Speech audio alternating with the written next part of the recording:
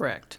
And we're going to split it up between my ability to communicate to you and my ability to self-reflect and understand what it is that I want and need so I can more effectively communicate it. Does that make sense? It does. It does. Absolutely. So what are some things that you teach in terms of here are communication skills and tips and techniques that I want you, my clients, to take away? So the first thing I talk to my clients or teach them is I want them to understand the importance of each other for one. Okay, and when I say that is that you have to want to communicate, right? You have to care enough about a person to say, I want to hear your point of view. I want you to hear my point of view, and we want to come to the best for our relationship. So that's one of the first thing is to really respect and care and love each other enough to want to communicate and to hear each other. Okay. So that's one of the first things. And then after that, then it's about, let me hear how you're communicating. So we start to talk, and then I want them to maybe summarize. Okay, what did you hear him say, or what did you hear her say? So when you're in the counseling center, you actually say to them, okay, I want to see you guys kind of act like I'm not here. I want to see you guys communicate about, do you give them a topic? No, not necessarily a topic. I just say I've observed. Sometimes I have observed how maybe you don't allow him to complete his thought, before you jump in. So you really haven't heard him. So I want to hear you guys. So I'll say, well, tell me this. Then they might start. It could be a subject, yes. It could be something that we've talked about or whatever. So tell me more about this. Did you hear what he said? Did you hear what she said? So tell me your thoughts about it, because they're looking at communications from their experiences, right? And what they've learned over the years growing from children to the present time. All of that is being filtered for them to understand from someone else. So that's what help them see how they are communicating, and then we can improve on that. Okay. So communicating is something that hasn't changed. I think those are great tips for communicating skills. Hey, can we spend just a second, because you talked about here are effective ways that you teach people to be great communicators. Can we talk, and you touched on it a little bit, can we talk just a second about things that are representative or indicative of poor communication, like don't do this, or when you see people do this? Those are things. Well, yeah, some of the things, people will say, you always do this, or you never do that. Those are words that we don't want to use, because that's probably not true. We don't want to use always and never. Right. And then being accusatory, you do this and you do that. Those accusatory type things shuts people down. It puts a defense up, and that's what we don't want. We want a person to be comfortable to be able to say what they need to say to another person. And it's a way you say something to another person so you don't shut them out or shut them down. So one of the things we talk about in our book is when you're communicating, don't compare, so don't talk about, John did this, or my cousin did that, or my mother or father did that, right? Don't compare. Right. We talk about don't criticize, right. And that's kind of what I heard you say. You don't want to start a sentence with you. Right. Because that puts me on the defensive. So don't use the words always and never. I heard you say that. I did. Those are things not to do. Yes. Anything else we're missing in terms of things that you don't want to do? We talked about, obviously, tone is important. Right. Because when you approach me with a raised voice, I'm basically not listening. That's most people. Yeah. That their defenses are up because they're in protective mode now. I need to protect myself. So you do need to come with a kinder disposition if you really want for me to hear you. Got you. Got you.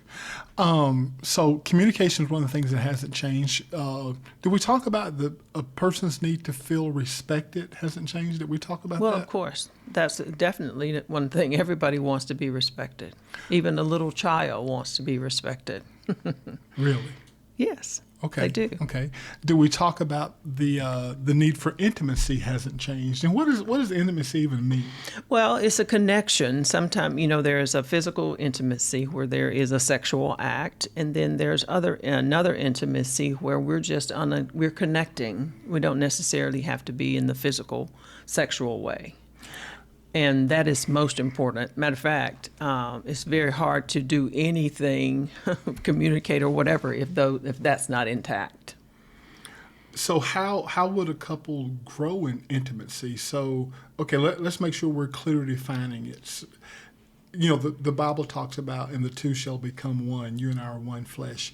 So how can a couple very intentionally start working toward growing in intimacy? I'm just thinking about this question now. I got to think of some answers. Well, like I say, if there's anything that we need to move out of the way, any kind of resentment or if there's some type of contention there, we need to move that out of the way, and then we need to connect.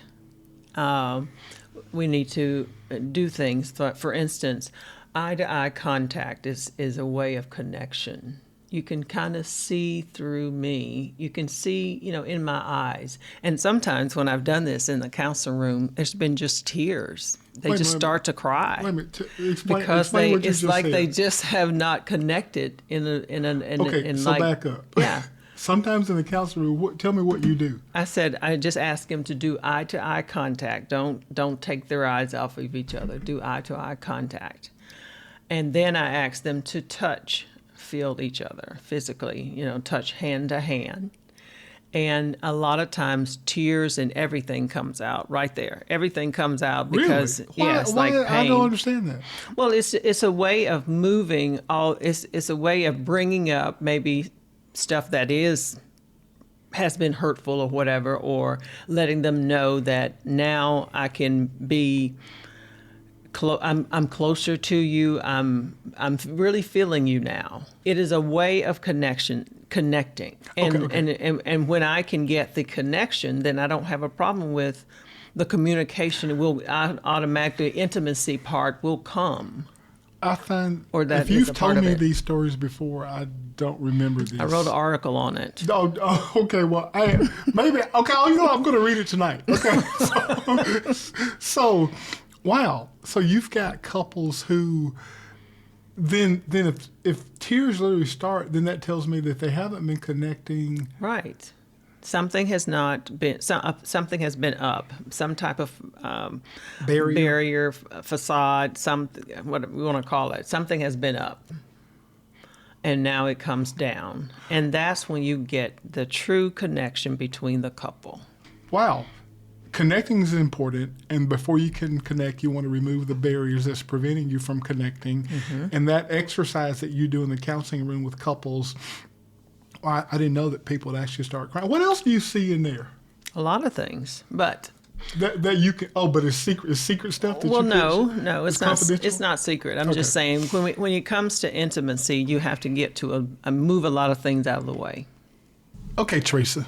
So we've talked about the things that have changed, mm-hmm. and then we want to summarize the things that we believe haven't changed. Mm-hmm. The need to be effective communicators, the need to self-reflect. We're going to put that under the communication heading. Right. The need to understand intimacy. Those mm-hmm. stories that you told about in the counseling room, I find amazing. Mm-hmm. Communication, intimacy, and we talked about respect. Were those the three things that we talked about? I think so. I think those were the three things that we talked about. So let's go back. Let's summarize and close with this.